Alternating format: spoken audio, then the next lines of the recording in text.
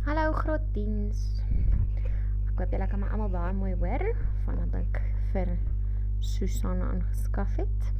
Ek hoop dit het die probleme opgelos, maar laat weet maar vir my op die WhatsApp groep as dit nie het nie. Dan maak ons weer 'n ander plan. Ons gaan vandag hierdie onderwerp 2 afsluit. Nie heeltemal nie, al die teorie van onderwerp 2 afsluit. Ons gaan volgende les nog 'n paar vrae daaroor doen, maar ons kyk net na 'n paar stukkies wat nog in die hoofstuk oor was. 'n gedeelte oor osmose, diffusie en dan seldifferensiasie. Jy kan asseblief vir my vandag se notas in jou boek skryf, so na die oefening, wat ek en jy sal merk die volgende les, gaan jy asseblief vir my hierdie inligting skryf in jou boek, dat die opsomming in jou boek is. So, jy kan vandag se datum skryf as jy klaar is met onderwerp 2 se vrae, en dan kan jy hierdie afskryf. So, ons gaan kyk na hoe stowwe beweeg deur die selmembraan. So, ons het gesê, 'n selmembraan is differentieel deurlaatbaar of selektief deurlaatbaar. En dit beteken dat dit net sekere stowwe deurlaat. Maar, dis ook belangrik om te kyk wat hierdie metodes is waardeur die stowwe kan beweeg in of uit die sel uit. Goed. Verbindings in die ione beweeg voortdurend in en uit selle. Verskillende prosesse word gebruik vir die vervoer. Dis nou deur die selmembraan. Daardie prosesse word diffusie, osmose, gefasiliteerde vervoer en aktiewe vervoer genoem. Daar's ook 2 tipes osmose.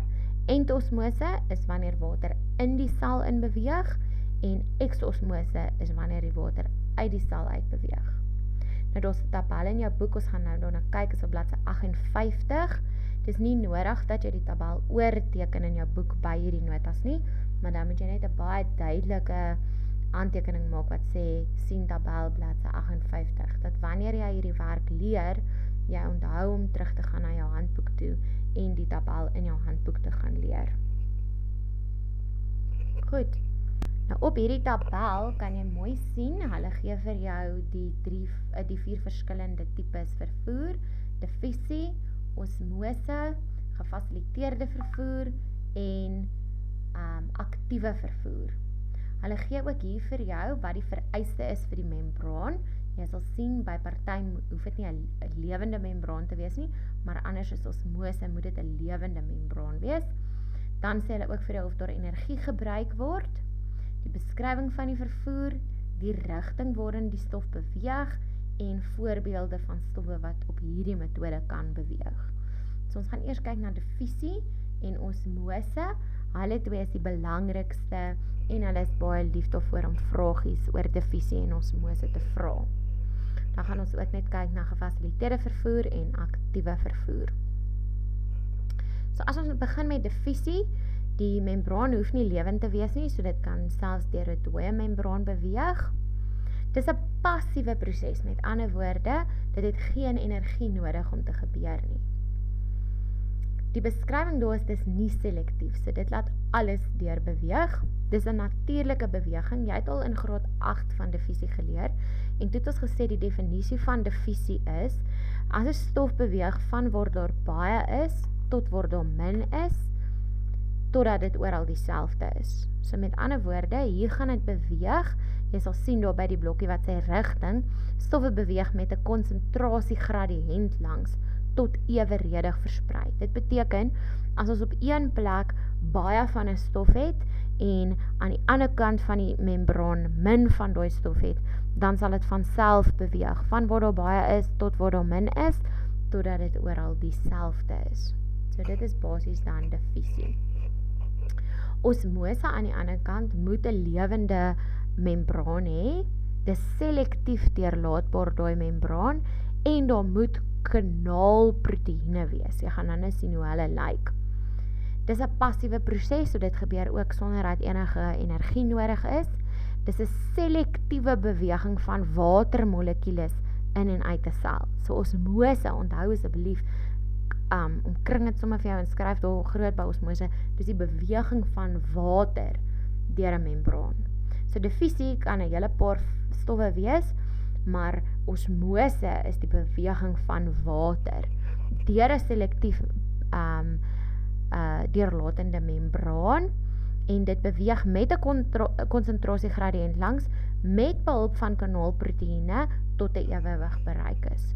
So dis net die beweging van watermolekules, ook van waar daar baie water is tot waar daar min water is, totdat daar 'n ewewig bereik is. Met ander woorde, totdat dit oral dieselfde is. En dan dis die beweging van water. Gefasiliteerde vervoer moet dit ook lewend wees, selektief deurlatend, daar's draerproteïene noodsaaklik. Dis ook 'n passiewe proses van self. Stowwe beweeg met die konsentrasiegradiënt langs met behulp van die draerproteïene tot 'n ewewig bereik is, en hier by gefasiliteerde vervoer is dit die vervoer van glikose. Dit is maar die groot verskil daar. En dan baie belangrik, aktiewe vervoer. Soms is dit nodig om 'n stof te beweeg van waar daar min is tot waar daar baie is. En dit is teen die konsentrasiegradiënt. Dit beteken, dit gaan nie van self beweeg van waar daar baie is na min nie. Dit gaan teen dit alles beweeg. So dan het ons dan het ons energie nodig. So hier word ATP energie gebruik om hierdie beweging te laat gebeur. En dit is dus natrium en kaliumione. Jy gaan, wanneer ons van die nier leer in graad 11, gaan jy weer van aktiewe vervoer van hierdie natrium en kalium leer. Maar weet maar net, dit is die teenoorgestelde. So ons moet energie bysit, want hulle wil nie van self beweeg nie. So ons moet daai ione energie gee om teen die gradiënt te beweeg, van waar daar min is, na waar daar baie is. So dit is die teenoorgestelde van diffusie. Goed, sketsie om dit vir jou te wys, hy is ook in jou boek, jy sal sien, diffusie kan reg oor die membraan sommer net van self beweeg. Osmose het 'n kanaalproteïen nodig, dit beteken, dit beweeg daar deur daai kanaaltjie. Van waar daar baie is, deur die kanaaltjie tot waar daar min is. Gefasiliteerde vervoer met behulp van draerproteïene, daar kan jy hulle sien, hy word hier in die proteïen ingesluk, wil ek amper sê, en aan die ander kant uitgespoeg. So dit is 'n draerproteïen, hy werk van onderaf. Daar gaan hy in, hy is daar binne vas, en dan word hy uitgespoeg. En dan aktiewe vervoer het hier ATP energie nodig, wat deur selrespirasie van die mitokondrion afkom, om die vervoer deur die draerproteïen te laat plaasvind. Goed, so dit is die 3 tipe prosesse wat ons kry, om stowwe oor 'n membraan te laat beweeg.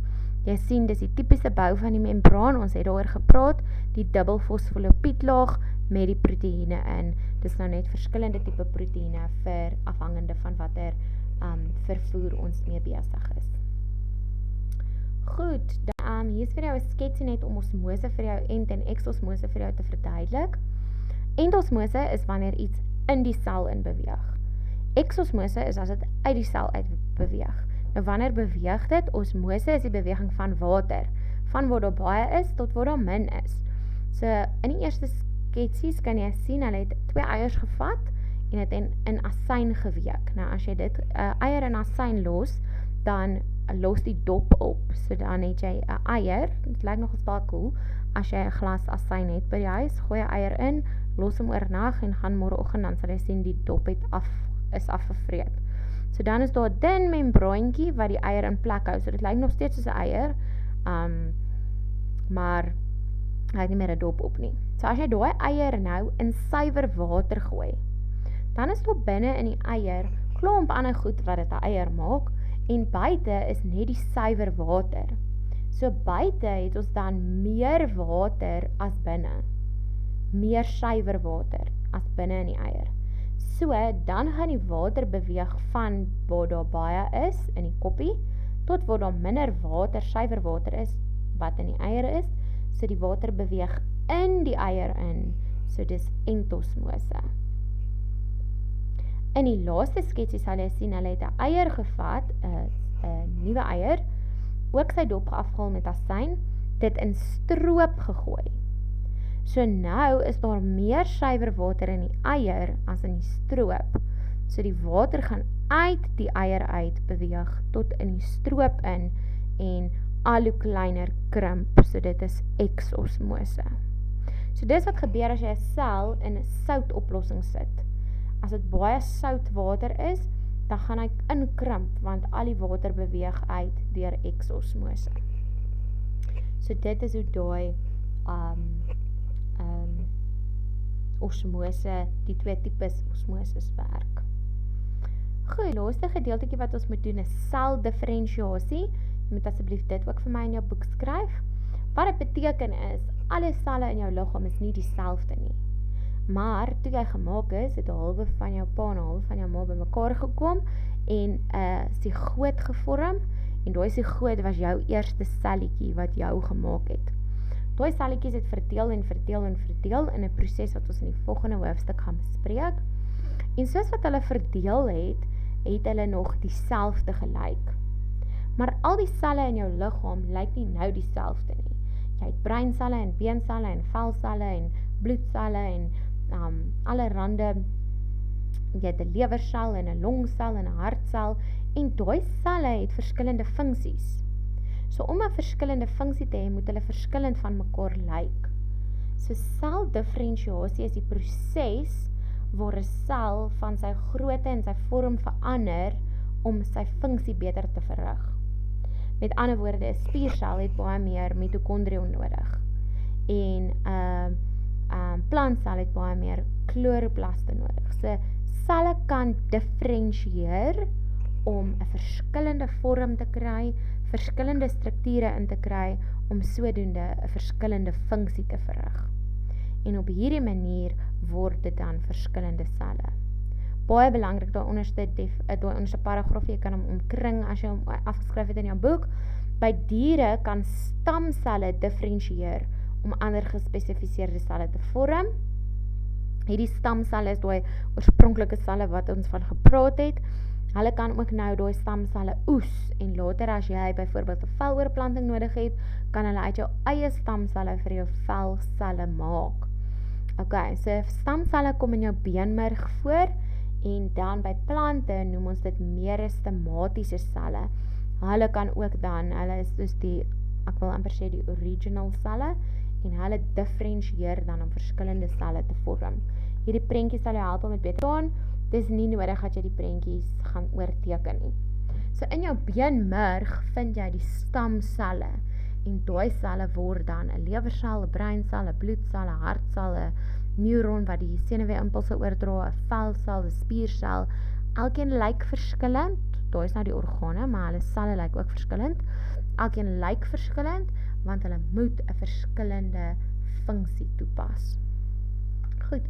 En aan plante is dit 'n meristeemsel of 'n meristematiese sel en hy word dan 'n parenkiemsel, 'n tracheïd. Jy gaan oor 2 hoofstukke baie meer oor hierdie leer, 'n wortelhaarsel, 'n epidermissel, wat ook al die geval is. Verskillende selle vir verskillende funksies. Goed. En dan 'n bietjie huiswerk. Jy kan asseblief na hierdie opsommings 'n lyn trek en dan is jy nou klaar met die hoofstuk. So hierdie hoofstuk het bestaan uit terme. Toe jy 5 bladsye oopgelos, toe jy onderwerp 2 is 'n vraag gedoen wat ek en jy sal merk aan die begin van die volgende les. En dan het jy nou hierdie opsommings gedoen oor osmose en diffusie, seldifferensiasie. En dan kan jy nou 'n lyn trek en op 'n nuwe bladsy asseblief begin. Dis 'n nuwe hoofstuk. Vandag se datum skryf en die terme van onderwerp 3 doen. Jy kan daai terme kry op bladsy 68 van jou handboek. Volgende les gaan ons eers bietjie vragies nog doen. So dis nie nou dringend nou se huiswerk nie, maar jy het daarom so 3 of 4 dae om te doen. Maar moet asseblief nie agterraak nie. Dankie graad 10, lekker dag.